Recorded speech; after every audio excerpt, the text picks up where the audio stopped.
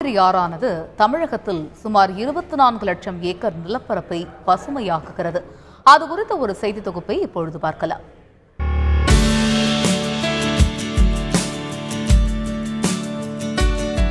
மேட்டூரில் தொடங்கும் காவிரி ஆற்றின் பயணம் சுமார் 24 லட்சம் ஏக்கர் நிலப்பரப்பை பசுமையாக்கிவிட்டு பூம்புகாரில் கடலில் கலக்கிறது. காவிரி டெல்டா பகுதியில் 4 லட்சம் விவசாயிகள் மற்றும் 16 லட்சம் விவசாய தொழிலாளர்கள் வேலை வாய்ப்பை பெறுகிறார்கள். தமிழகத்தில் பயணிக்கும் காவிரியில் 36 கிளை ஆறுகள், 1665 வாய்க்கால்கள் உள்ளது. காவிரி நீர்ப்பாசன பகுதிகளில் சுமார் 3,36,000 ஏக்கரில் குறுவை சாகுபடியும் 12,60,000 ஏக்கர் பரப்பளவில் சம்பா மற்றும் தாளடி சாகுபடியும் நடைபெறுகிறது. அதேபோல் அறுவடைக்கு பின் கோடை பயிர்களாக உளுந்து, கடலை, எள், பயறு, கொள்ளு உள்ளிட்ட தானியங்கள் பயிரிடப்படுகிறது.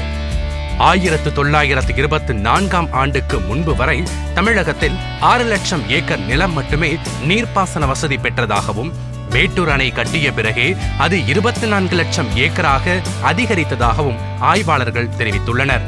இந்த நிலையில் காவிரி பிரச்சினை காரணமாக 5 லட்சம் ஏக்கர் அளவுக்கு விவசாய நிலம் குறைந்துள்ளதாகவும், 50% விவசாய தொழிலாளர்கள் இடம்பெயர்ந்துள்ளதாகவும் விவசாய சங்கங்கள் தெரிவித்துள்ளன.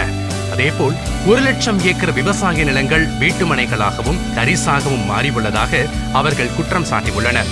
தமிழ்நாட்டில் உற்பத்தியாகும் மொத்த அரிசியில் 50% மேல் காவிரி டெல்டா பாசன பகுதிகளில் மூலமே கிடைக்கிறது என்பது குறிப்பிடத்தக்கது. 1972ஆம் ஆண்டில் காவிரி நீர்பிடிப்பு பகுதிகளில் கர்நாடகாவின் பாசன பரப்பளவு 6 லட்சம் ஏக்கராக மட்டுமே இருந்துள்ளது. இது தற்போது 27 லட்சம் ஏக்கராக அதிகரித்துள்ளது. காவிரி நீர்பிடிப்பு பகுதிகளில் அதிக அளவில் கட்டப்பட்டுள்ள வாய்க்கால்களே இதற்கு காரணமாக சொல்லப்படுகிறது. இதனால் மேட்டூர் அணைக்கு வரும் தண்ணீரின் அளவு வெகுவாக குறைவதாகவும் கூறப்படுகிறது.